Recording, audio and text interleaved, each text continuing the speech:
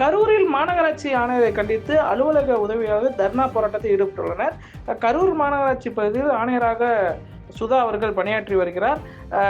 கடந்த 3 மாதங்களுக்கு முன்பு சுதா மாநகராட்சி ஆணையாளராக பணி நியமனம் செய்து பணியாற்றி வருகிறார் என குறிப்பிடத்தக்கது.